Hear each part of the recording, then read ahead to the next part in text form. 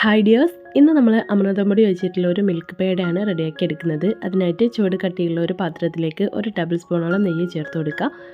ഇതിലേക്ക് 1 കപ്പ് അമൃതംപൊടി ചേർത്ത് കൊടുത്തിട്ട് മീഡിയം ടു ലോ ഫ്ലെയിമിലിട്ടിട്ട് നല്ലതുപോലെ ഒന്ന് ചൂടാക്കി എടുക്കണം.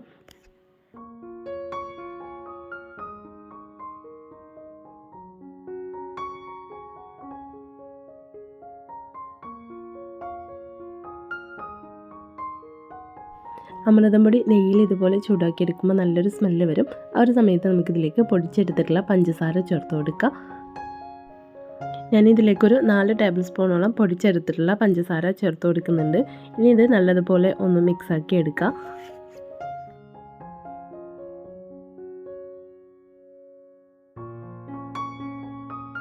ഇനി ഇതിലേക്ക് പാലാണ് ചേർത്ത് കൊടുക്കുന്നത്. ഇതിലേക്ക് ഏകദേശം 1 കപ്പോളം പാല് ചേർത്ത് കൊടുക്കുന്നുണ്ട് കേട്ടോ. 250 ml കപ്പിന് 1 കപ്പ് പാല് ചേർത്ത് കൊടുക്കുക. എന്നിട്ട് നല്ലതുപോലെ ഒന്ന് മിക്സാക്കി ഇതൊരു ഡോ പരുവത്തിൽ ആവുന്നത് വരെ ഇതുപോലെ ഇളക്കി മിക്സാക്കി എടുക്കണം.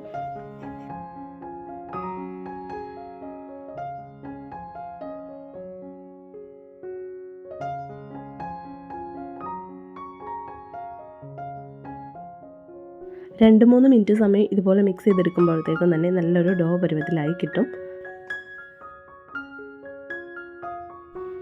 ഇത് ചൂടാറാനായിട്ട് നമുക്ക് മറ്റൊരു പാത്രത്തിലേക്ക് മാറ്റാം. എന്നിട്ട് നിങ്ങൾക്ക് ഇഷ്ടമുള്ള ഷേപ്പിൽ ഇത് ഷേപ്പ് ചെയ്തെടുക്കാവുന്നതാണ് കേട്ടോ.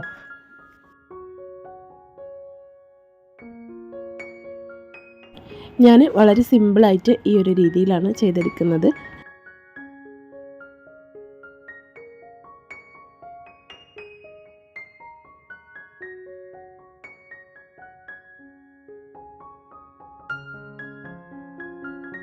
ബാക്കിയുള്ളതെല്ലാം ഞാൻ ഈ ഒരു സെയിം രീതിയിൽ തന്നെ ചെയ്തെടുത്തിട്ടുണ്ട്. ഒരു ഭംഗിക്ക് വേണ്ടിയിട്ട് അതിന് മുകളിൽ ബദാമിൻ്റെ പീസ് കൂടെ വെച്ച് കൊടുക്കുന്നുണ്ട്.